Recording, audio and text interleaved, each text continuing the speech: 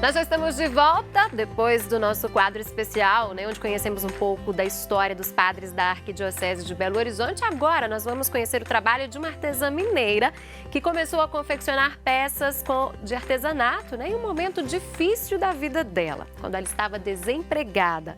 Bom, ela fez diversos trabalhos que agradaram bastante os clientes e a partir daí, então, ela resolveu investir em cursos e se profissionalizar, né? O trabalho, gente, ele foi crescendo e até receber um convite para ministrar cursos pela internet, né? Para ensinar como que faz as peças que ela usa como base essencial, tecido e feltro. Então, vamos conhecer o trabalho da artesã Juliana Neiva. Primeiro vamos conhecê-la e depois ela vai mostrar um pouco desse trabalho para você que está em casa. Juliana, bom dia, bem-vinda aqui ao nosso programa. Bom dia, muito obrigada, Síria. Bom dia a todos vocês também. Então, Juliana, como que iniciou o seu contato com o artesanato? Sua mãe, tia, prima, irmã, enfim, tinha alguém na família que você, quando criança, já assistia, já presenciava ali confeccionando alguma peça e você já pegou amor ou não? Foi assim, por você sozinha? Síria, foi com a maioria das artesãs começam, realmente dentro de casa, foi bem pequenininho, minha mãe sempre gostou de trabalhar com artesanato, não era a profissão dela, mas fazia, gostava e fazia pra gente. E eu aprendi a ter gosto por conta disso. E a gente começou um pouco assim, meio que num quartinho, eu e ela fazendo, muito nova já.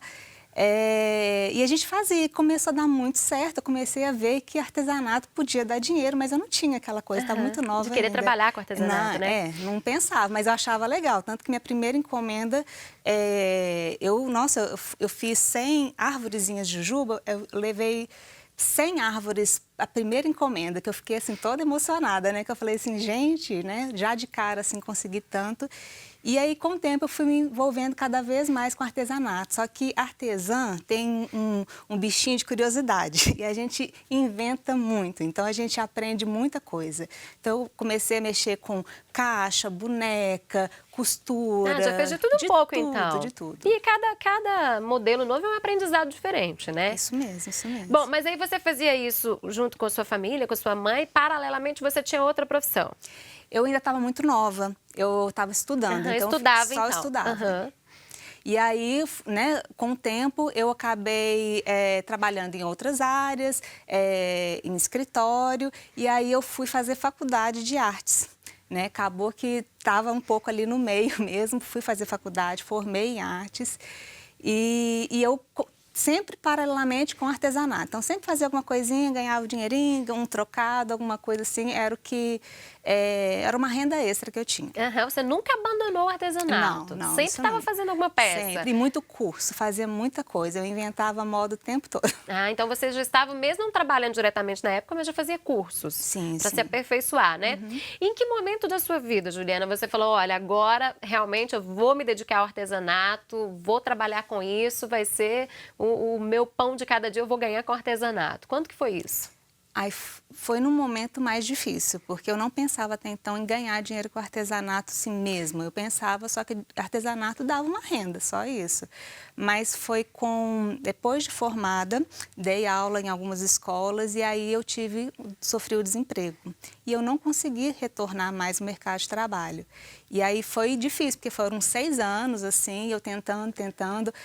Participava de muito concurso, tentava participar de bastante, fazia outros cursos, mas eu não conseguia ingressar realmente, voltar na área de trabalho. Isso foi quando, Juliana? Isso foi em 2010, mais ou menos. E aí, né, foram mais ou menos uns 6 anos que eu fiquei assim. E aí eu falei assim, gente, eu mexo com artesanato, dá uma rendinha. E eu comecei a fazer com mais atenção. E aí, sabe, Sírio, o que mudou mesmo, assim, da questão assim, de virar a profissão, porque eu comecei a fazer para os amigos, dar de presente, que é uma dica ótima, dar de presente, porque as pessoas... Aí a pessoa gosta e já logo pergunta, né? Nossa, que lindo, quem fez ou onde você comprou? Exatamente. Então, eu ia em festinhas, né, de amigos, tudo presenteava e eu retornava com bastante encomenda.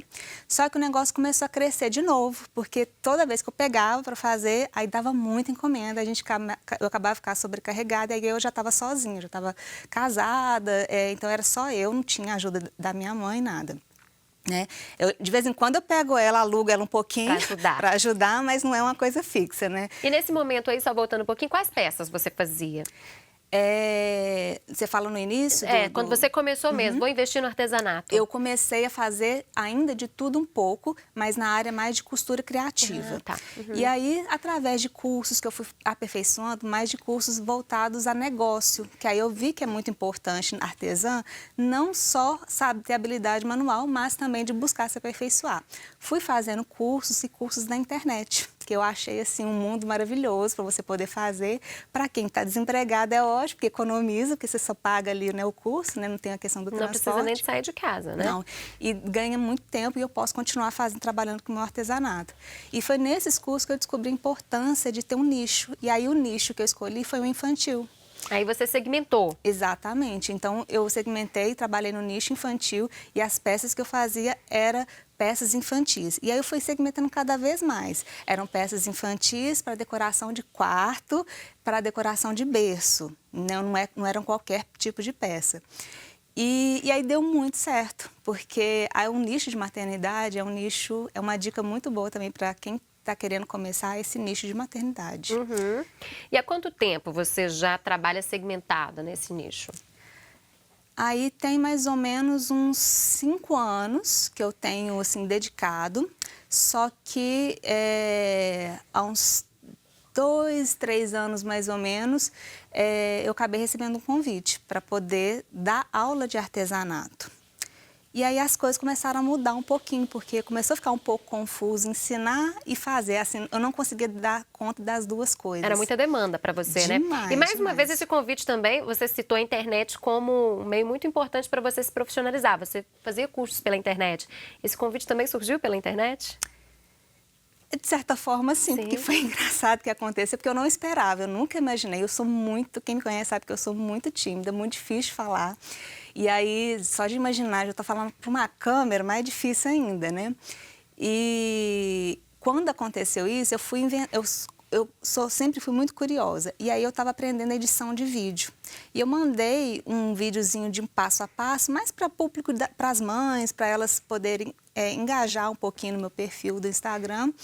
Só que eu mandei para uma empresa de artesanato, porque ficou tão bacana, eu gravei, coloquei no YouTube e tudo. E essa empresa de artesanato gostou do vídeo, me ligou. Fez contato direto. Fez contato.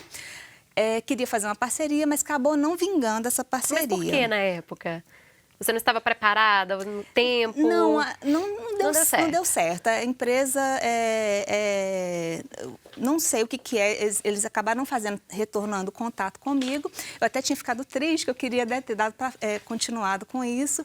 Mas, para minha surpresa, através dessa empresa, eles me indicaram para uma outra empresa aqui de BH, que chama Revista Artesanato. Que são cursos online e conteúdos de artesanato para o Brasil todo.